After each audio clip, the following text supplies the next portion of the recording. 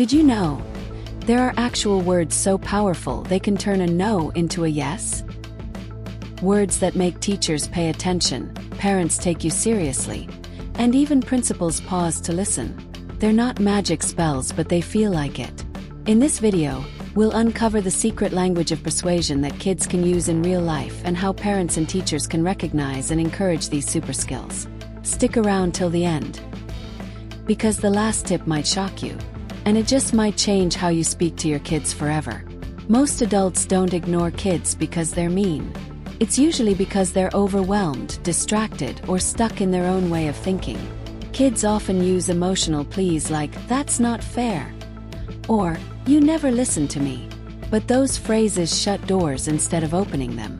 In 2025, with more distractions and stress than ever, it's become even harder for adults to stop and really listen. Teachers juggle large classrooms. Parents balance jobs, bills, and screen time battles. So kids need to learn not just how to talk, but how to talk smart.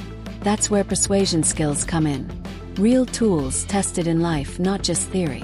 Persuasion isn't tricking someone. It's guiding them to see things from your view. It's about showing understanding first before asking for change. Psychologists in 2025 now say empathy-based persuasion is the most effective, especially between kids and adults. This means using kindness, logic, and calm language to invite adults into your world. Imagine this: instead of saying, "This is boring," you say, "Can I share an idea that might make this more fun for everyone?" You haven't demanded anything. You've offered value, and that changes everything. Here's a word scientists still say is pure magic. Because studies from Harvard to Tokyo to this year's 2025 Parenting and Brain Conference confirm it.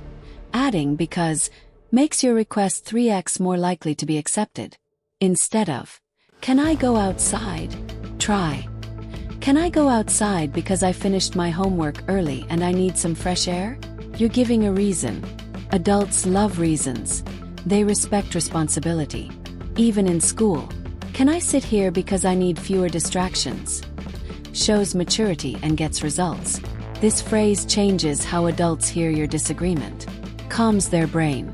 Instead of arguing, "That rule is dumb," say, "I understand why that rule exists, but could we talk about another way to do it?" You're not fighting. You're inviting a conversation. In 2025, schools using conflict resolution training now teach kids this exact phrase in social-emotional learning sessions.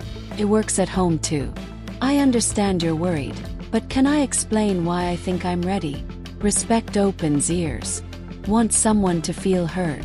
Repeat part of what they said. It's called reflective listening, and it's used by top negotiators. Even in the UN, if a parent says, "I just want you to be safe," a smart response is, "I hear that you want me to be safe, and I do too." Suddenly, it's not you versus them, it's you plus them. In 2025, AI parenting apps are teaching this trick to families. But you don't need an app to do it. Just ears and heart. Adults already have a million problems. Want them to listen. Be the kid who brings solutions. If your classroom is noisy, don't complain. Say, "Could we try a quiet game before lessons to help everyone focus?" At home, instead of "You never let me go out," say, "If I text you every hour, could that help you feel more comfortable letting me go?" In 2025, schools with student leadership clubs found that kids who suggest fixes are 70% more likely to be trusted. Be a fixer, not a fusser. This year, communication psychologists reintroduced the classic sandwich method, with a twist for kids. Here's how it works. Start with a compliment, then make your request, and end with appreciation. Example: "You're really great at helping me focus. Could I ask for help with my project? I'd really value your advice." Feels gentle, respectful, and smart. Teachers in 2025 have reported that students using this style create more positive learning environments, and better grades follow. Stories are powerful. Adults remember stories, not orders. Instead of "Let me go on the trip," try, "Remember when I handled the museum trip last year and stayed with the group? I think I've grown even more since then." That's a story. That's proof. That's persuasion. Teachers love it too. Want more time for a project.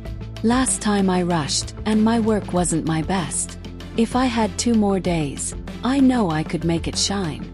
You're not just asking, you're showing growth. Even the best words fall flat if the timing is wrong. Don't ask your teacher something important while they're rushing between classes. Don't bring up a big topic when your parent just got home tired. 2025 family counselors now teach kids emotional radar skills. Reading faces, listening to tone, sensing the mood. Best time to speak: when the adult is relaxed, and you've shown you've been listening too. It's not manipulation, it's respect for their brain space. Your tone, eyes, and posture speak before your words. Slouching, eye-rolling, or whining tone can erase even the best arguments. But eye contact, calm voice, and standing tall? That wins adults over fast. In 2025, wearable emotion sensors used in schools showed that teachers respond more positively to respectful, confident body language, even if the request is the same. So, practice saying hard things with calm confidence. Your body is part of your persuasion team. Dear adults, this isn't just about teaching kids how to persuade. It's about giving them the dignity of being heard. When a child speaks well, don't shut them down with "not now" or "too young to understand." Listen. Reward their effort. Questions back. In 2025, classrooms that taught both kids and teachers these strategies saw a 50% drop in conflict. Persuasion isn't just for kids. It's for all of us, because better talking leads to better living. Tanya, age 11, wanted a phone. Her parents said no. Instead of whining, she said, "I understand why you're worried about screen time. But if I created a daily limit and followed it for 2 weeks, could we try a trial period?" They were stunned. She even made a chart. Guess what? She got the phone. And she kept her promise. Persuasion isn't a trick. It's a responsibility. Tanya didn't beg. She led. Tanya, age 11, wanted a phone. Her parents said no. Instead of whining, she said, "I understand why you're worried about screen time. But if I created a daily limit and followed it for 2 weeks, could we try a trial period?" They were stunned. She even made a chart. Guess what? She got the phone. And she kept her promise. Persuasion isn't a trick. It's a responsibility. Tanya didn't beg. She led. Here's what might shock you. Adults don't grow out of being insecure or tired or confused. They often hide it better, but inside they're still learning too. When a kid uses calm, clear, kind words, it often wakes something up in adults. A reminder of who they wanted to be too. That's the real magic. Not just changing minds, but inspiring hearts. So yes, the words you choose can change your world.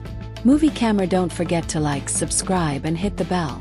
Let's raise the next generation of smart, kind communicators. One word at a time.